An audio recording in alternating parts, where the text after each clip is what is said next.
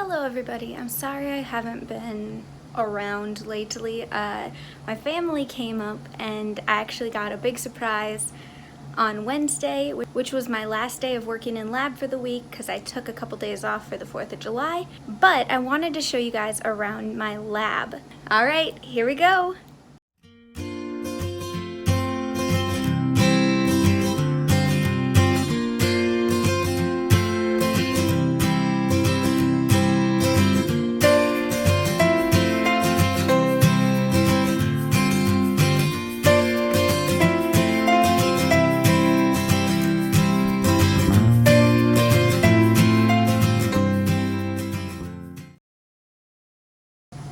Alright everybody, so this is my lab space where I work.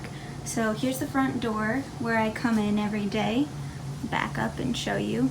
So I come in here every day, and then over here in this big comfy chair, that's the chair they gave me, and that's where I work all day. So you can see my coffee there and my books and papers and stuff, and my lab coat over the back of the chair.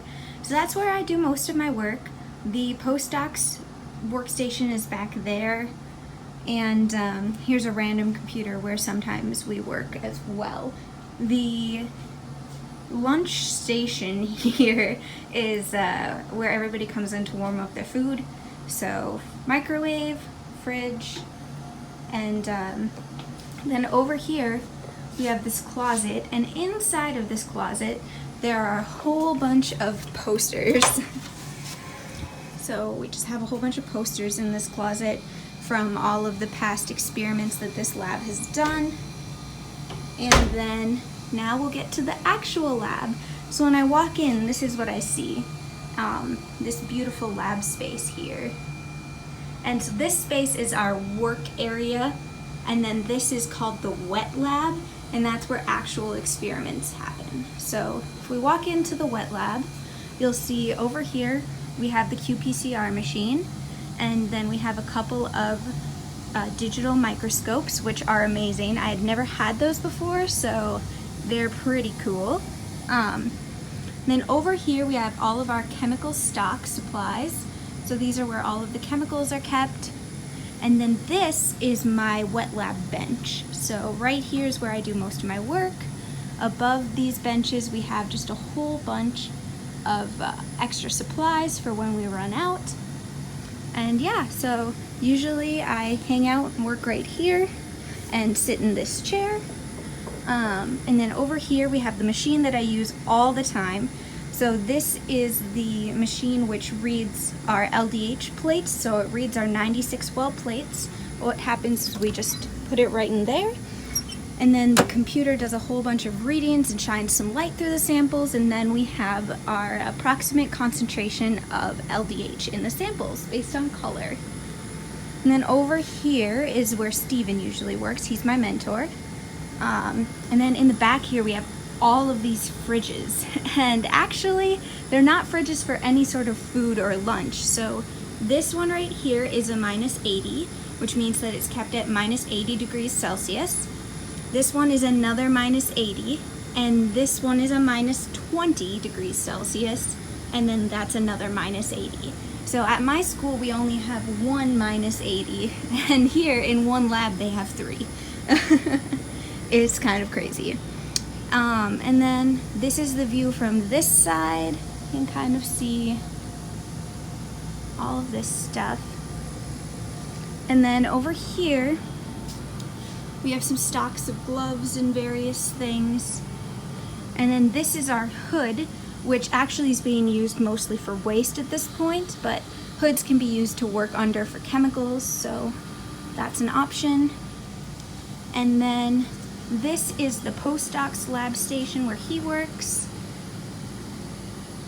And then same thing, chemicals, not chemicals, more stock above there for when we run out of things. And then if we go over here, this lab is currently dark because there's no one working in it right now, but I'll turn on the light so you guys can see. So over here, this is the second part of the lab, and this is where the grad students work. So I'm over in the other lab all by myself at the moment. So they each have their own workstations. And then if you come in here, this lab is actually acceptable to have radioactive materials in. So these lines on the floor are the designated zone where you can work with radioactive materials. The lab currently doesn't have any radioactive materials, which is nice because that's one less thing I have to worry about.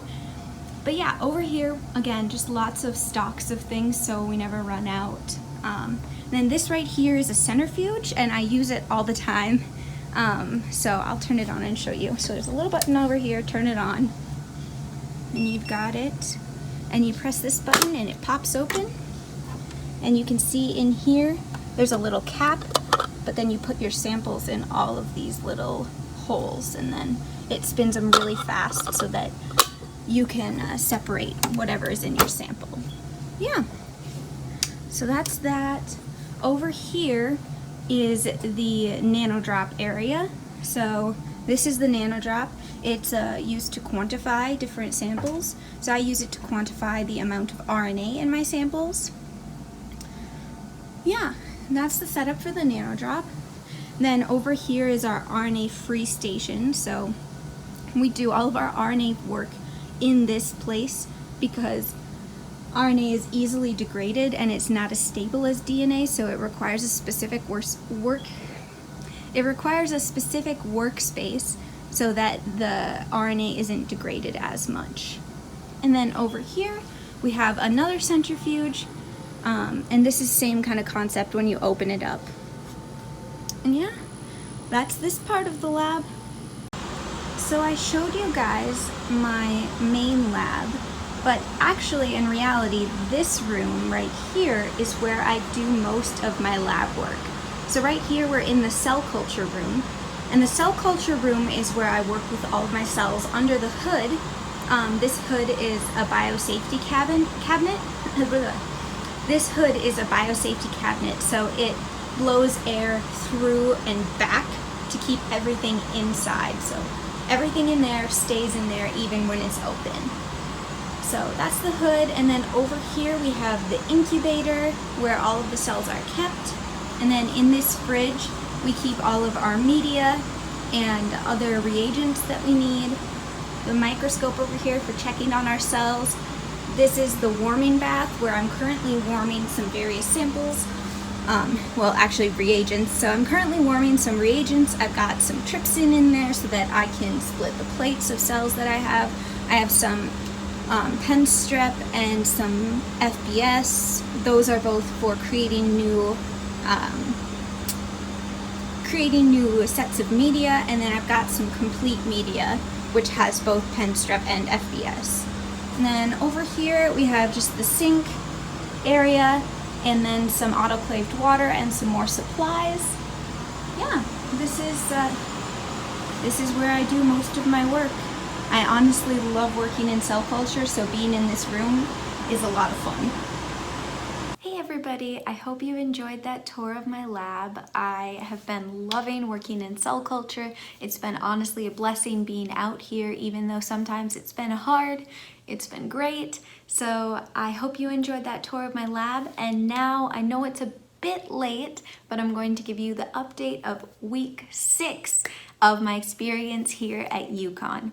So week 6, there wasn't much to talk about as far as in the lab. So we ran out of the reagents we needed for me to do the reactions that are part of my experiment. So week 6 was pretty much at a standstill experiment-wise, but week 6 was amazing just for me personally, because my mom was supposed to come out on the 3rd of July, which was Wednesday, but lo and behold, to my surprise, not only did I get to see my mom, but I also got to see my boyfriend. So that was a really amazing surprise. And so the 3 of us went to Boston together, and we spent the 4th of July in Boston, and we went to the Boston Pops concert. We ate a ton of delicious food. And in general, I was really excited to be away from the UConn campus for a little bit, just to get a breather, refresh myself, spend some time with my family, and remember that they are still alive and existing out, in Minnesota away from me. So, but yeah, I absolutely loved being with them. It was really, really hard to say goodbye to them though. I definitely cried, and but it was absolutely amazing having them out here. I don't think I would have gotten through the rest of this experience without them coming out and giving me a little like cheer on and spending some time with me. So thank you to them for coming out. I absolutely loved it and appreciated it so much. So yeah, the week 6 wasn't really a research focused week. It was more of a Saren gets to have a little bit of a break and a refresher week. So that's what week 6 was. A little bit of an update thus far in my week 7 though. So yesterday, which was Monday, yesterday we got a high school student in my lab, which was crazy, but honestly it's been amazing having her in my lab because I get to teach. I am so excited to be showing her what I've been doing, teaching her all of these techniques that I've learned, and in general, I absolutely love teaching, so having someone to teach is fantastic. So I'm really looking forward to these next couple weeks. I have to get started on making my poster for my poster presentation, which is coming up in a few short weeks. I'll have my poster presentation. I also need to do some reading of some primary literature, as well as make a video for this project that they gave us, which is to make a video kind of explaining our background, what we're doing in the lab, a little bit of what we hope to accomplish in the future. So I don't think it's gonna be that hard for me, but we'll see. All right, so that's all I have for this week. Thank you so much for watching and following these videos. I absolutely love it. I have so much fun making these videos, and I appreciate all of the support that everybody who follows my channel gives me. If you want to stay updated and always receive notifications about my videos that I post, you should subscribe to my channel as well as hit the bell notification, because if you just subscribe to my channel, YouTube's got this weird thing where they don't always send you notifications that someone you're subscribed to posted a video. I'm not sure why. But anyway, so hit the bell, then you'll always get a notification that I've uploaded a video. If you could also pretty please like this video, and also check out my new video that I just posted a couple days ago about the science behind sunburn, because I'm sure a couple of you got sunburned over the 4th of July, and I think you would really benefit from knowing what happened to your skin. So go check out that video, and I will see you guys next time. All right, bye.